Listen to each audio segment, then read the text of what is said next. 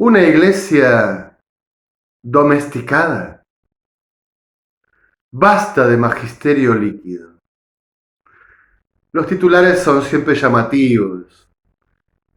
Intentan concentrar la atención en el nudo crucial que se va a desarrollar luego en el discurso, en los argumentos.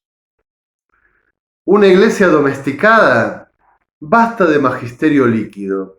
Quisiera comenzar contemplando de la palabra de Dios el capítulo 4 del libro de los Hechos de los Apóstoles, que leemos habitualmente durante el tiempo pascual. El encuentro con esa comunidad primitiva de los apóstoles naciente de la Pascua, los primeros tiempos de la evangelización cristiana, que tanto nos admiran, nos asombran y que siempre han funcionado como modelo para la vida de la iglesia a lo largo del tiempo.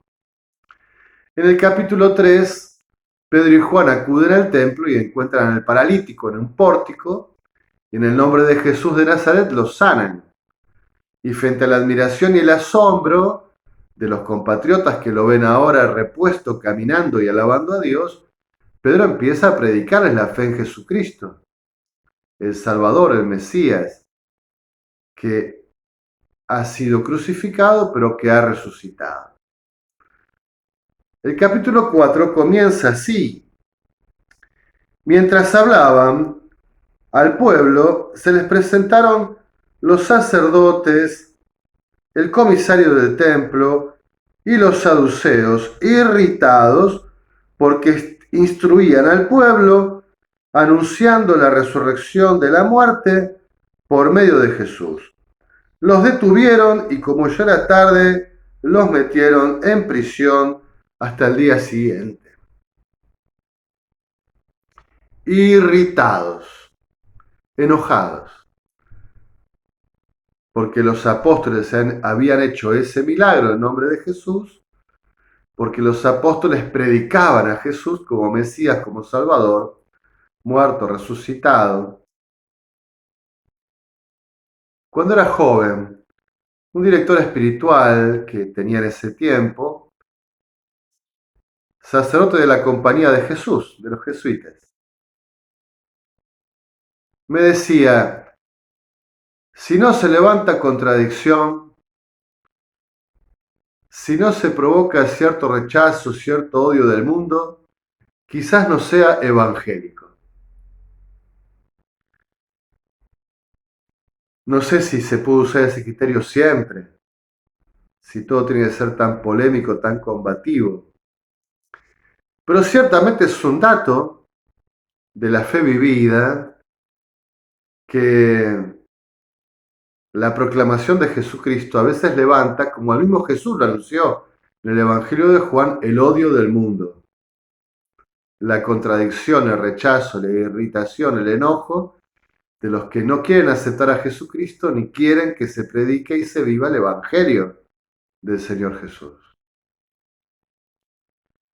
Al día siguiente, después de la prisión, los traen frente a las autoridades para ser juzgados, Pedro y Juan, y les reclaman en nombre de quién han hecho esto, con qué autoridad, o sea, el milagro que han realizado, la predicación que hacen de Jesucristo, de su resurrección.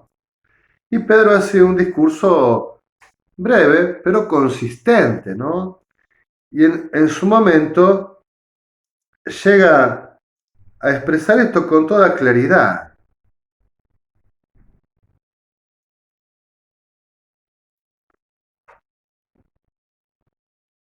A este hombre ha sido sanado.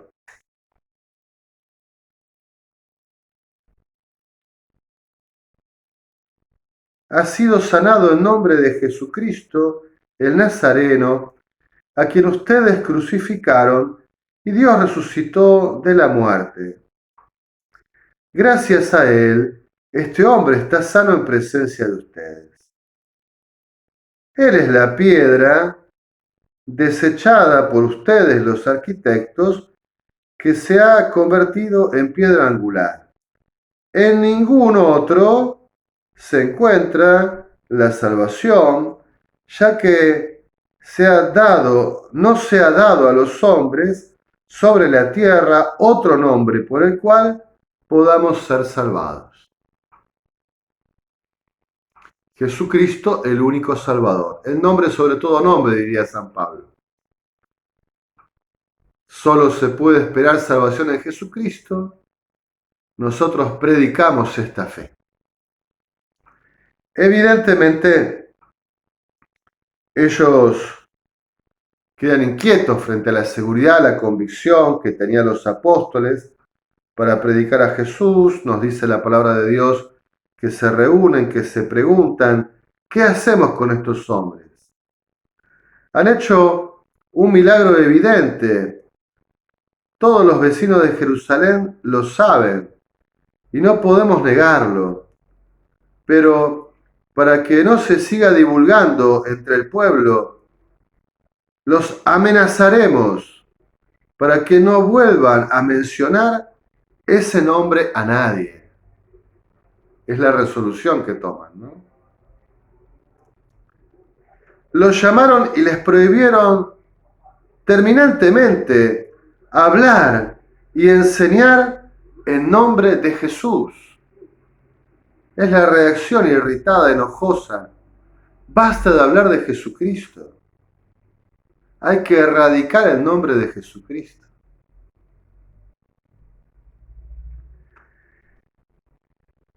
Pedro y Juan les replicaron: juzguen ustedes si es correcto a los ojos de Dios que les obedezcamos a ustedes antes que a Él.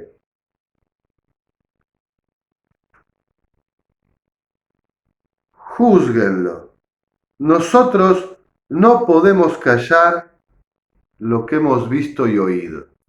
Señores, los desobedeceremos. No les prestaremos obediencia a ustedes por más autoridad que detenten temporalmente en el mundo y en Israel. Obedeceremos a Dios antes que a los hombres. Seguiremos predicando el nombre de Jesucristo y haciendo prodigios en su nombre.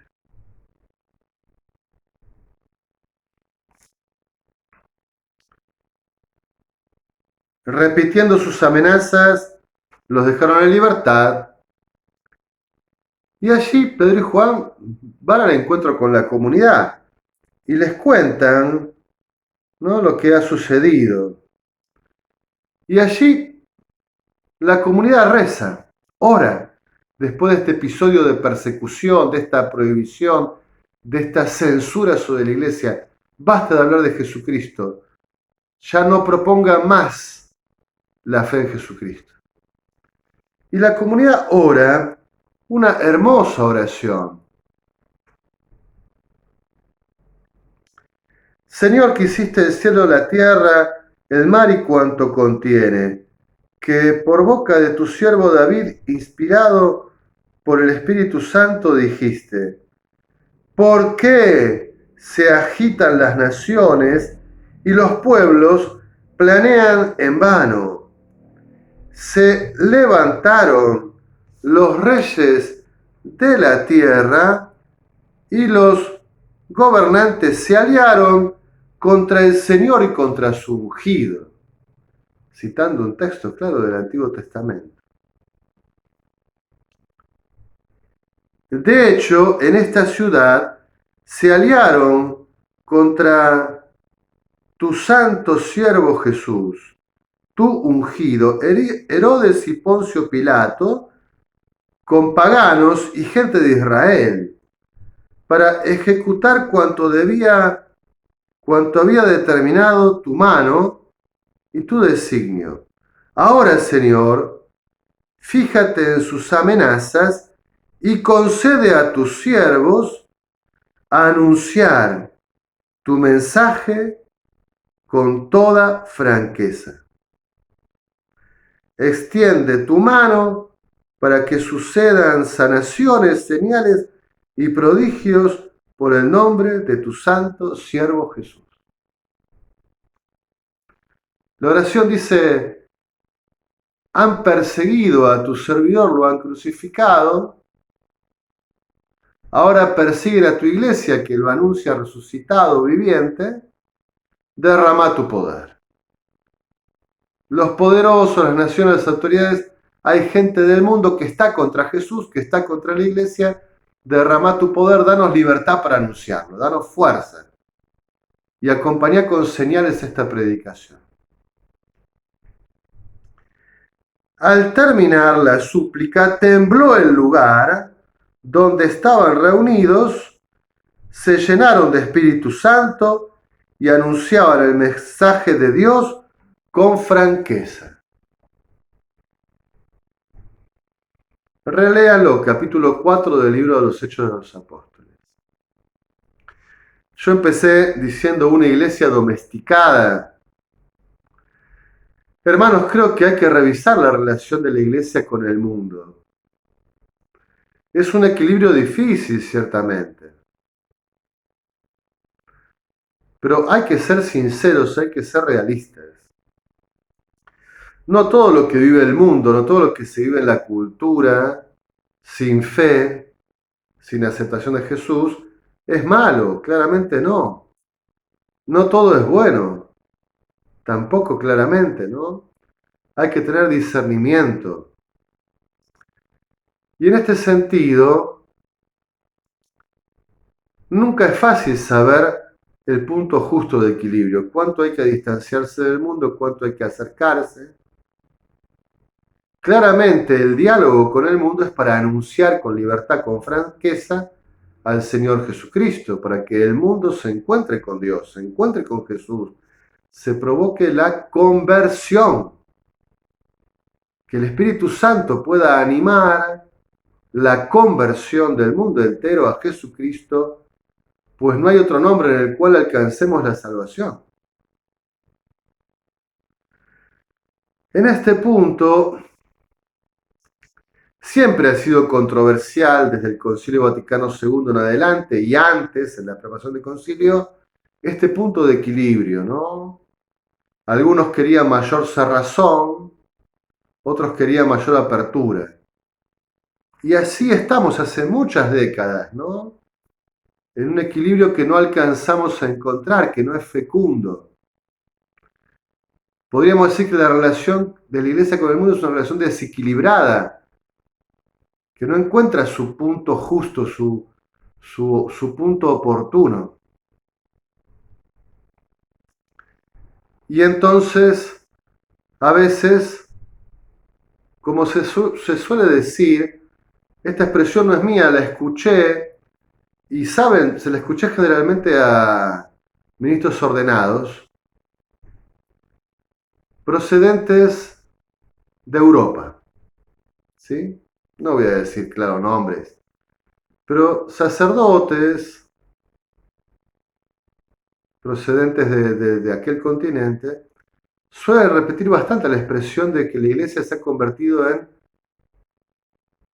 la capellanía de la ONU, que el Papa es el capellán de la ONU, en el sentido de que a veces se percibe como que hay un exagerado bautismo de la Agenda 2030, del globalismo, como una especie de acercamiento desmedido al mundo, a las modas, a las ideologías, a los poderosos, a las fundaciones, a los intereses,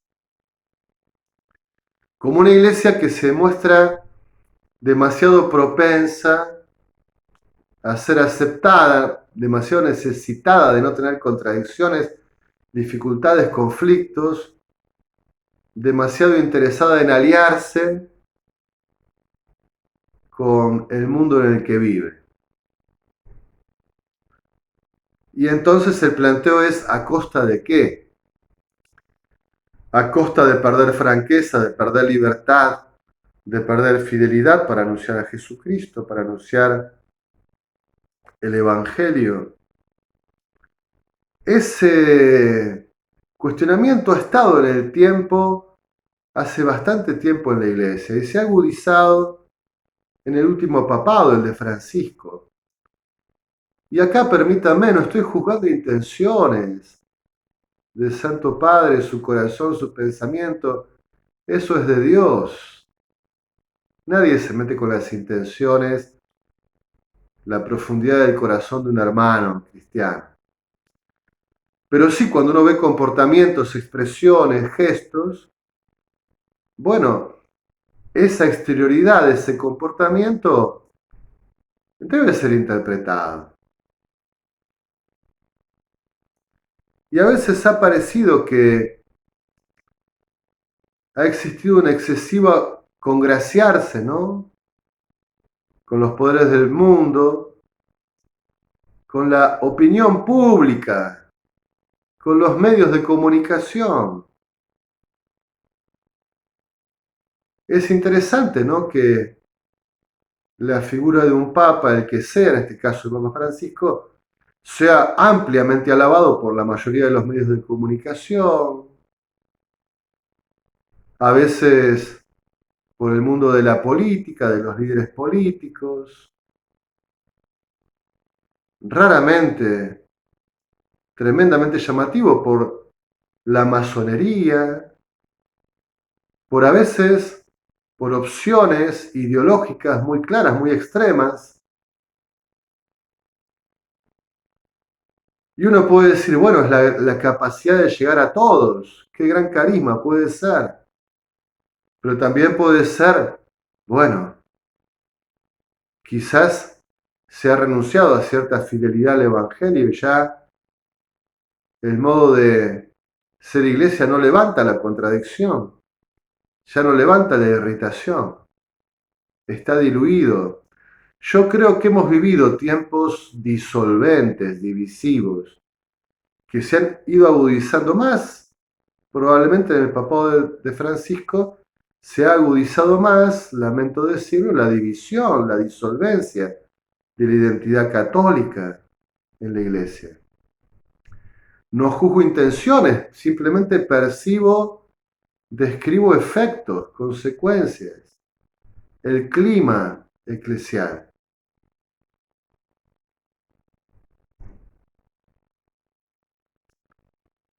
Se ha tensado, ¿no? Las facciones, quienes están de un lado y quienes están del otro. Y a veces no en torno a la fe en Jesucristo, sino en torno al Papa. Y la verdad que la iglesia no tiene que tener esta dificultad, porque si el papado es uno con Jesucristo, si el papado expresa claramente la fe en Jesucristo, ninguna división, ¿verdad? Ahora acá el problema es que se está discutiendo si el papado expresa íntegramente la fe en Jesucristo. Y esto es realmente inquietante.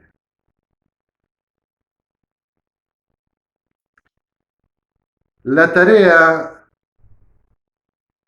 que le va a tocar claramente al próximo Papa, que urge, esperemos que pueda ser elegido alguien que la pueda llevar a cabo, es la claridad doctrinal.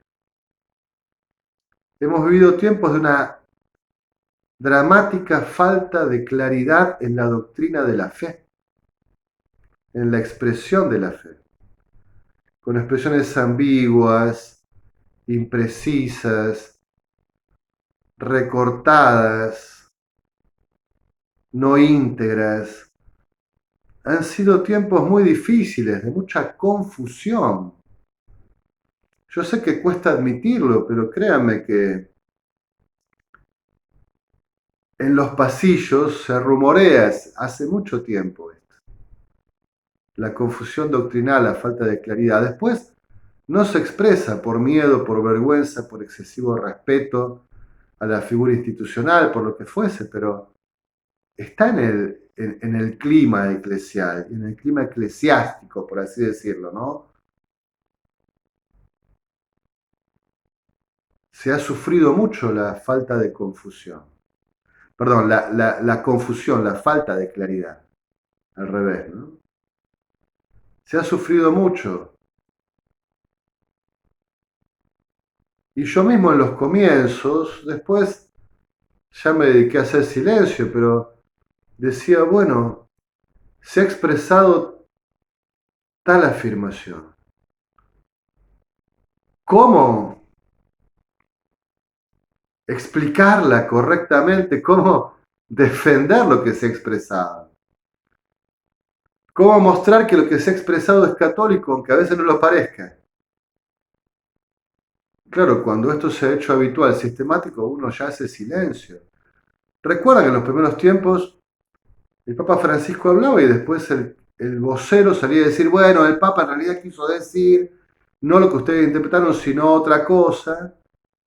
Y a veces materialmente decíamos, bueno, hagamos un acto de fe y de confianza, porque la explicación no deja claro nada, porque lo que está expresado materialmente es difícil que se haya conducido a esta explicación correctiva, ¿no?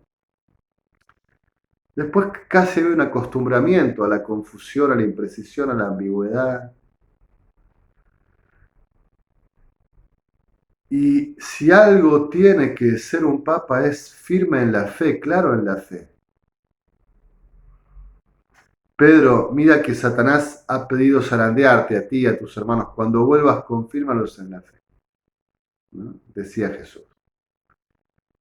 Y entonces lo propio del Santo Padre, el oficio primero del sucesor de Pedro es recibir la fe de Jesucristo, la fe de los apóstoles, conservarla, guardarla, enseñarla íntegramente, fielmente.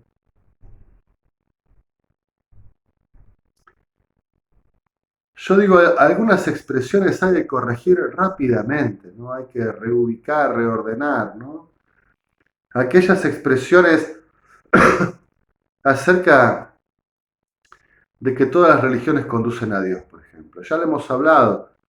La intención puede ser buena, decir, bueno, los hombres están buscando a Dios. Y en todas las religiones se busca a Dios. Bueno, está bien. Ahora, ¿se encuentra plenamente a Dios? La respuesta es no. Solo en la fe cristiana, solo por la revelación de Jesucristo, podemos encontrar plenamente a Dios. ¿Y hay que proponerle a los que no son cristianos que se conviertan al cristianismo? Claro que sí. Con caridad hay que proponerles que se conviertan a Jesús. Porque si no se quedan lejos, a medias, en peligro. Tendrán algunos elementos por su búsqueda sincera, por la generosidad de Dios, pero no tienen la plenitud de la vida y de la gracia que se encuentra en Jesucristo. Algún día quizás hablemos de algunos errores teológicos, ¿no? El indiferentismo, el irenismo, en torno a estas situaciones, ¿no? Y después cuando se generan expresiones como ¿quién soy yo para juzgar? Ya lo hemos charlado, también es impreciso esto. Uno entiende la buena intención. Nos reconocemos frágiles, pecadores, limitados, somos humildes. Podemos pensar, bueno, yo podría caer en cualquier pecado. Tengo que ser humilde al expresar la fe, ¿no? Está muy bien, somos todos penitentes. Pero claramente no se puede decir esto, porque no somos nosotros los que juzgamos, es Dios el que juzga. Y Dios ha transmitido, ha comunicado su juicio en la revelación. Lo que es bueno, lo que es malo, lo que es ordenado a su plan creador, lo que está desordenado a su plan creador, cuál es el camino, cuáles son las pautas, los comportamientos, cuál es la ley de gracia, de santidad. Dios lo ha comunicado, entonces, ¿cómo quién soy yo para juzgar? Si yo predicara algo que es incorrecto, el obispo debería llamarme y decirme, padre, me han llegado que estás predicando en tus homilías estas ideas y ¿sabes qué? También lo he encontrado en algún escrito tuyo, en algún video. Y lo que estás expresando no es católico, es por ejemplo luterano. Y no podés predicar, catequizar luteranamente dentro de la Iglesia Católica. Es como un error. Sos sacerdote, sos párroco, tenés que predicar la fe católica, no la fe luterana. Y el obispo me tendría que llamar la atención. Y si yo soy ignorante, digo, la verdad que no lo sabía, no sabía que este era un error. Actué con buena intención, pero ignoraba. Ahora que me explicás cuál es la verdad, lo acepto, estoy equivocado, voy a decir que estuve equivocado. Me voy a retractar, voy a enseñar lo que es correcto enseñar. Y si yo digo, no, me voy a mantener en esta postura porque yo estoy convencido de esto, el obispo tendría que decirme, bueno, te quito las licencias para predicar. Yo no te permito predicar porque no estás predicando católicamente. Y tendría que hacer ese juicio para cuidar a la iglesia, para cuidar a los feligreses. El dicasterio para la doctrina de la fe. Tiene que corregir a los teólogos que expresan, ¿no?, lo que no es plenamente católico. También tiene que corregir a pastores, aunque sean obispos, no sé, cardenales, que expresen alguna idea que contradiga algún concilio, alguna verdad dogmática solemnemente definida, que sea una expresión que sea ambigua, fronteriza, lindera y le diga, mire, monseñor, usted por su cargo, por su función, no exprese estas cosas que son fronterizas, linderas. A usted le corresponde ser firme, ser clásico en este punto, lo que siempre se dijo, lo que siempre se expresó. Deje esto para los teólogos que después se aventuran y serán juzgados también, digamos, ¿no?, sobre la prudencia, imprudencia, excesiva audacia, ¿no? Antes en las cualificaciones teológicas, en las notas teológicas, había una que decía huele a herejía, ¿no? No sabemos si lo es, pero tiene aroma a error teológico grave, ¿no? Bueno, eso hay que decirlo, hay que afirmarlo, ¿no? Ciertamente en los últimos tiempos ha habido como cierto relativismo doctrinal. En este clima de confusión, de ambigüedad, esto debe ser rápidamente corregido. Y creo que está bien, algunos han expresado que si no se corrige este clima, la iglesia se rompe, se fractura, pierde la unidad de la fe. Esto es muy peligroso, ¿no?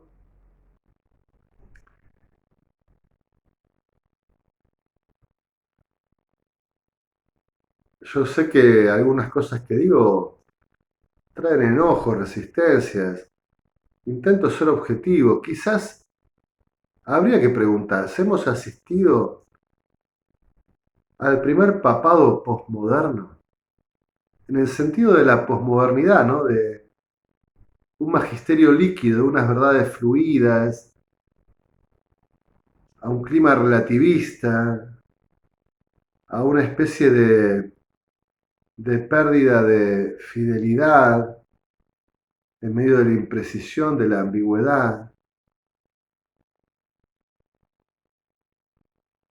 Bueno, son preguntas para hacerse, cada uno sabrá si quiere hacerlas o no, si quiere responderlas o no, pero evidentemente creo que frente al cónclave es necesario insistir en la claridad doctrinal, ¿no?, en expresar claramente la fe en Jesucristo, la fe de la Iglesia, como lo expresó Pedro ahí frente a las autoridades que querían que se dejara de predicar a Jesucristo, que se dejara de predicar la salvación, la verdad del Evangelio.